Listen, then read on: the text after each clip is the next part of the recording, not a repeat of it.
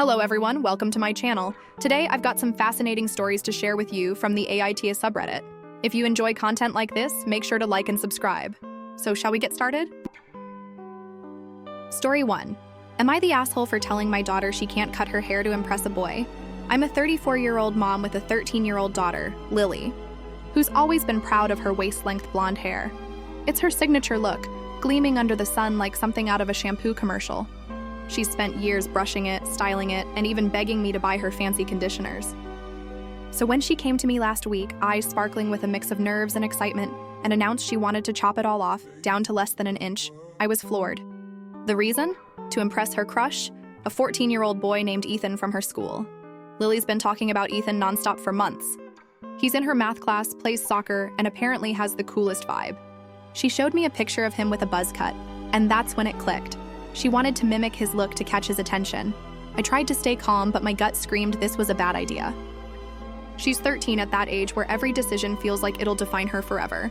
I told her no, explaining that her hair is a big part of who she is, and changing it for a boy might lead to regret.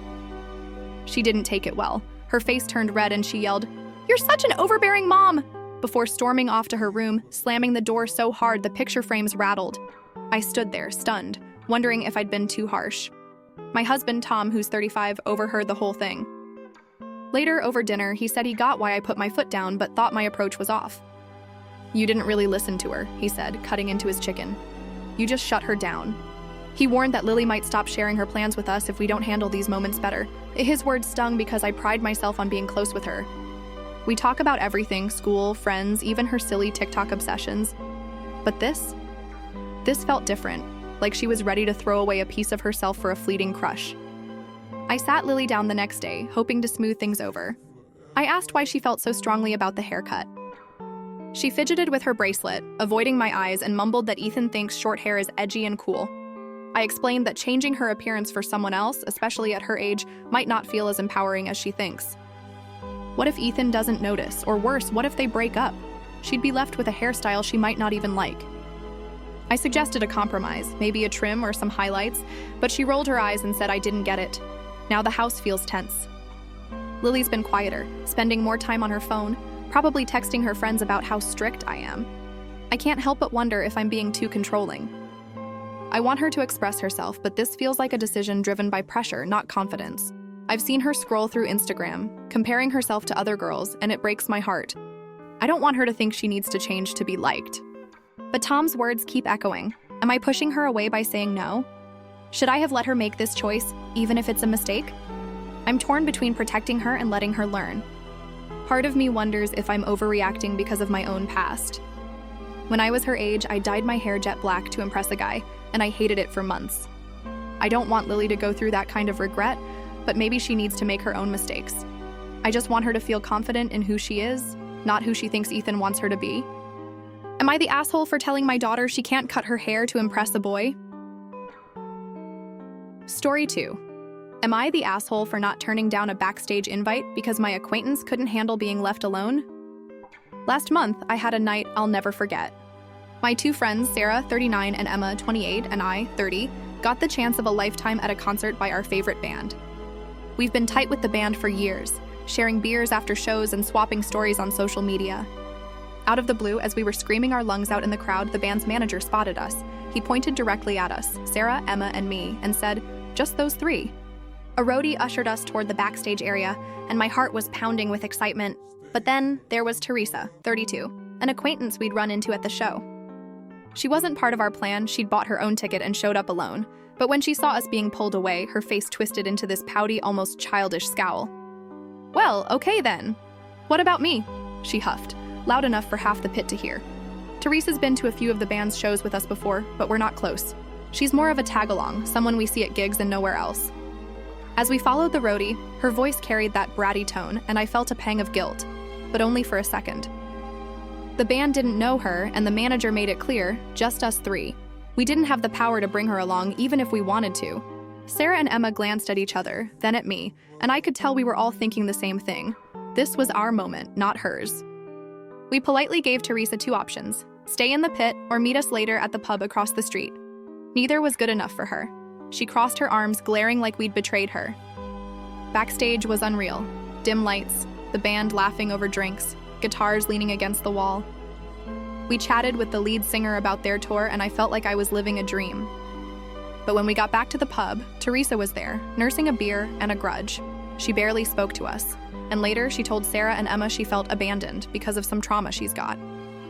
They came to me afterward, saying it's concert etiquette to look out for everyone around you. They made me feel like I should have been more sympathetic, maybe even stayed with her instead of going backstage. But I wasn't buying it. Teresa's 32, not a kid. She came to the concert alone, so why was it my job to babysit her? Plus, Sarah and Emma didn't stay behind either, so why was I the bad guy? I keep replaying it. Teresa didn't plan to come with us. We ran into her by chance. We didn't know we'd get backstage. It was a total surprise. I get that she felt left out, but her reaction felt over the top, like she expected us to ditch a once-in-a-lifetime opportunity for her. I've been to enough shows to know you look out for your crew, pass water, hold spots, but this wasn't that. She wanted in on something she wasn't invited to, and when she didn't get her way, she threw a fit. I feel bad if she's got trauma, but I barely know her. Should I have pushed back harder to bring her along or given up my spot? That feels unfair when I didn't make the rules. The more I think about it, the more I wonder if Sarah and Emma are just feeling guilty and pinning it on me. They didn't stick around for Teresa either, but I'm the one getting side-eye. I don't want to be heartless, but I also don't think I should have missed out on something amazing for someone who's practically a stranger. Was I wrong to prioritize my own experience? Am I the asshole for not turning down a backstage invite because my acquaintance couldn't handle being left alone? Story 3. Am I the asshole for not sharing my private bathroom with my roommate's boyfriends? I'm a 22-year-old non-binary person living in a big shared house with a unique setup. The house has 3 floors. The second floor has a main bathroom and 4 bedrooms, while I've got the entire third floor, a spacious loft with a private bathroom right in the middle. I pay extra for this setup, and it's been my sanctuary. The other 4 roommates, originally just them, shared the main bathroom downstairs without issue. Things were smooth, like a well-run commune, until recently when the household dynamic shifted. One roommate, Claire, was supposed to move out but decided to stay, moving in with her boyfriend, Jake, who was already subleasing one of the second-floor rooms. Then, another roommate, Mia, had her boyfriend, Sam, move in temporarily, though no one's given me a clear end date. To top it off, we're adding a new roommate to fill what we thought would be Claire's vacant spot. So, our house went from 5 people sharing one bathroom to 7, and the main bathroom's now a chaotic mess. Towels everywhere, toothpaste stains, and a shower schedule that's more suggestion than rule. Lately, Claire and Mia have been dropping hints that Jake and Sam should be allowed to use my private bathroom. Their reasoning? Since I was assigned male at birth, it makes sense for their boyfriends to use my space instead of crowding the main bathroom with the women. It started subtly, comments like, "It must be nice having all that space to yourself," or "The guys would probably feel more comfortable up there." But it's escalated to outright suggestions, like I'm being selfish for keeping my bathroom private. It feels like they're trying to turn my bedroom into a public restroom for their convenience. I get that 7 people sharing one bathroom is rough. I've seen the morning lineups, heard the bickering over who left hair in the drain, but I never agreed to this.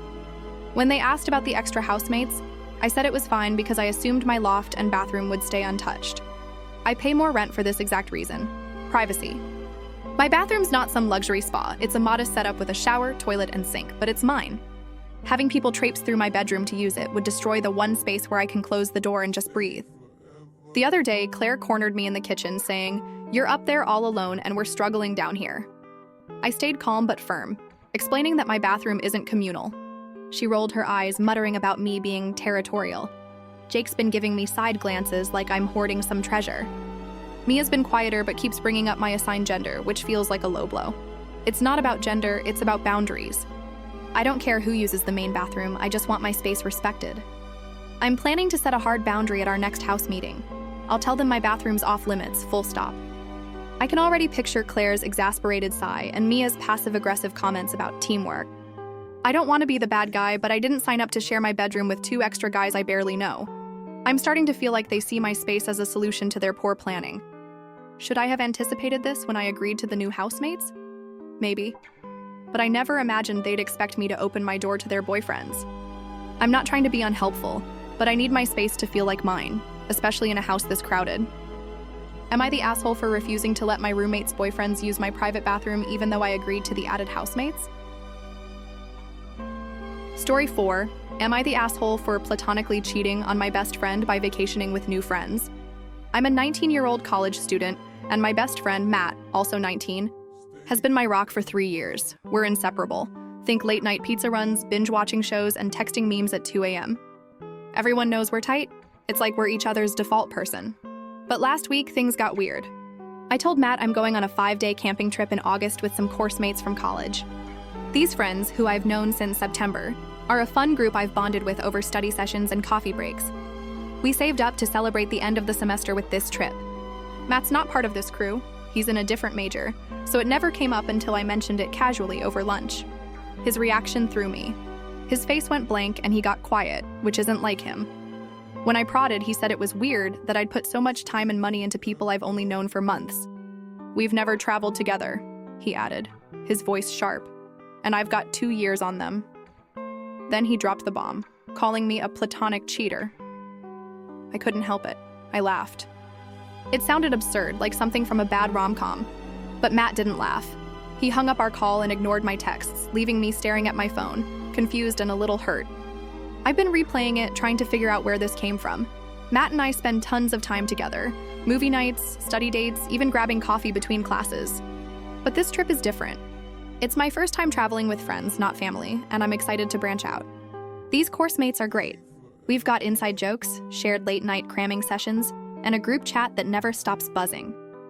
The trip's a chance to make memories with them, not a slight against Matt, but he's acting like I'm betraying him by having other friends. I get that he might feel left out. Matt's friends aren't my friends, and mine aren't his, so we've never done a group trip.